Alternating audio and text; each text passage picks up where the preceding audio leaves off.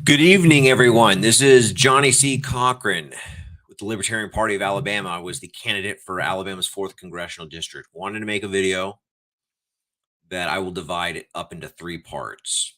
One is some thank yous that are in order. Two would be discussing the results. And then three, what are the next steps? I need to start off by thanking my wife, who was very patient with me ever since I asked her if I could entertain the invitation from the Libertarian Party of Alabama to be one of its candidates.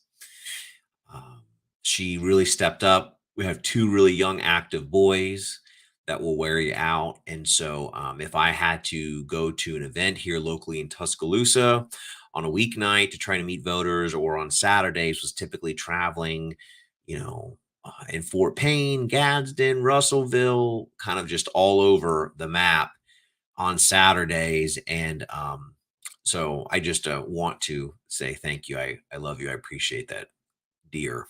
Also want to give thanks to friends and family, new friends made along the way.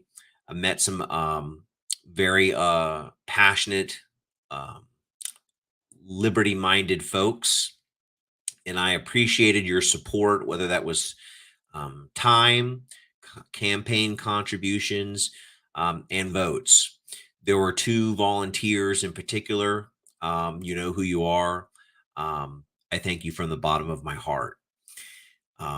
Also want to thank Spartan Pro Wrestling. As someone who trained as a pro wrestler several years ago, I enjoyed getting some opportunities after campaigning in the Gadsden area to attend some of your late evening training sessions and kind of rekindle that love of professional wrestling, and for the opportunity to actually appear in your October 29th event. So wanted to say thank you to Spartan Pro Wrestling. The results of the election last night were not as many libertarians had hoped. It seems like the election turnout in Alabama was particularly low. If we compare the last midterm election, so a non-presidential year, it seems like Mr. Aderholt, who won handily, got roughly 20,000 votes less this year than he did in 2018. That my Democratic opponent, Mr. Neighbors, who received 54,704 votes in 2018, this year only received 26,000. So he went from 54K to 26K. So turnout was low. And it turns out that Alabama, being one of the 5 or 6 states left in the union that still allow straight party ticket voting, that played a big role. And I know that because you can analyze the data and see where there were a lot of people who voted for Yolanda Flowers for governor and then failed to vote in the other several elections, which to me, signals that for one reason or another, the Libertarian Party did not earn those votes. We're going to learn from this. We're going to grow. We're going to come back stronger. I have to say, from personal experience, knocking on hundreds of doors throughout the last several weeks, most Republican voters I talked to, and District 4 is the most Republican district, perhaps not just in the state, but the entire country. When I would ask folks how they typically voted and they said Republican, I would open with the line, well, you probably know the name of your congressman who's been there for 25 years and is now the longest serving member of the Alabama delegation. Out of hundreds of homes, I would say maybe 4 or 5 people could name Mr. Aderholt by name. And it was only further confirmed when I was sign waving on election day, and people would come up to me in my campaign t-shirt with my campaign sign in my hand and said, "Hey, I voted for you." And I would say, "That's great. Thank you so much. Did you bubble in Johnny C. Cochran?" And they said, "No, I voted straight party Republican." And so having conversations with voters after they voted, and again, they could not tell me the name of the person they voted for the House of Representatives, further confirms my theory that there was a lot of straight party ticket voting. Um, I can certainly respect that those were the rules that are set in place, but I think there is a reason why over 40 states in the union have opted to either not implement it in the first place or have repealed it from being something. I feel like for our constitutional republic to function properly, you should, I believe, have to bubble in next to a name if you're going to vote in a particular race, as opposed to straight party ticket. Regardless, I only achieved 2.2% of the vote, so it was far below my expectations and my goals. But to the 4,294 people that voted for me, I sincerely thank you. I did get some people on election day come up to me and did confirm that they bubbled their name, bubbled my name.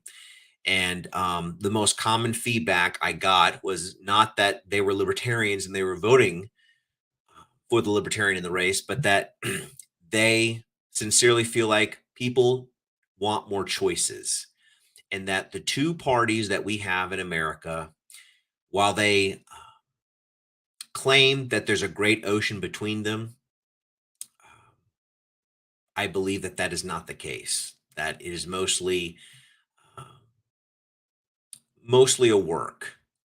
It's mostly scripted drama. And I think that's nowhere more clear than in the state of Alabama, a state that has complete GOP control from the governor all the way down the statewide ticket office and super majorities in both houses of Montgomery. And yet, the Republican marketing branding of less government, less taxes, better for business, more freedom is simply just a marketing gimmick, because Alabama is not the most free state in the country. It is not the most prosperous state in the country. The tax burden on Alabamians is too high. We don't need a one time rebate. We need structural, long term relief. We need to make it easier for people to start businesses. We need people to keep more of the money they earn. And so, moving forward, what happens next? Libertarians, despite being disappointed at the outcome of the election, are more energized than ever. We plan to continue to do the work to spread the ideas of freedom and liberty and to hold power to account. I received numerous phone calls over the last 24 hours, as well as some emails of people asking me to consider running in the GOP primary against Mr. Adeholt. And I'll read this message in particular. So this is from someone I've never met. Thank you for running. I'm incredibly happy that there was someone from my district that is so good on everything like you are. Too many people blindly voted for Aderholt without looking at his actual voting record. Don't let tonight discourage you from spreading the ideas of liberty through North Alabama. So I received a message like that either through email or through phone calls. I'm not quite sure how those folks got my number. The bottom line is this: Johnny C. Cochran, the government, I just want out of my life. I want to spend time with my friends and family. Um, I didn't go into this seeking power to impose my will on others. So if there are liberty minded people who want to run in the GOP primary, I'm happy to have a conversation with you. I'm happy to turn over whatever kind of data and wisdom I've learned along the way.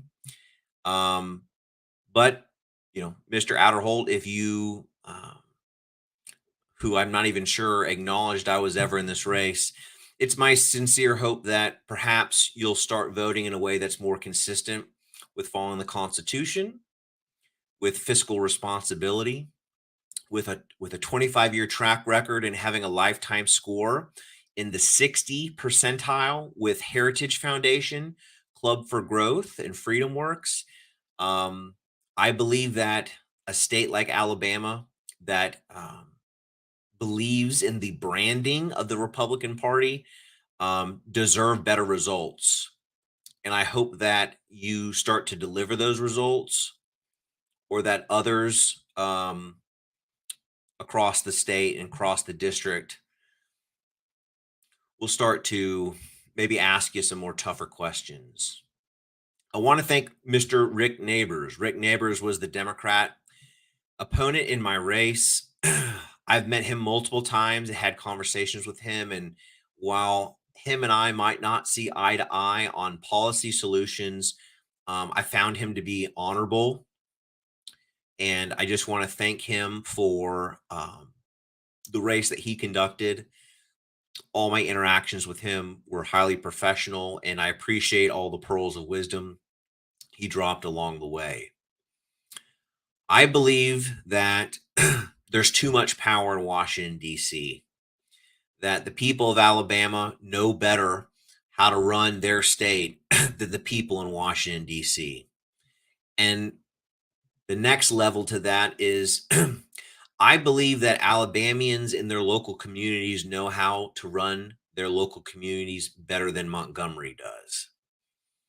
I believe in the decentralization of power, which is just to say to take power away from bureaucrats who are completely disconnected, living in a bubble fantasy world, and give that power back to you and your spouse, your family, your neighbors, and your local community. Alabama can be the most prosperous and freest state in the country. We shouldn't let other states like South Dakota leading the way against unconstitutional COVID lockdowns, or Arizona leading the way in school choice. Where are the bold leaders of Alabama? We've had an election. Republicans still control all the levers of power. Over the next 2 years, I want you, as I will, to watch what they do, not their campaign rhetoric. How do they vote? What legislation did they introduce? What did they fight for? And what were the results? Because I believe the people of Alabama deserve results. So, what's next? Well, all I can say is I'm going to continue spreading the word of liberty, of freedom, personal responsibility. There are other libertarians here that I have formed a Tuscaloosa County affiliate for the Libertarian Party of Alabama.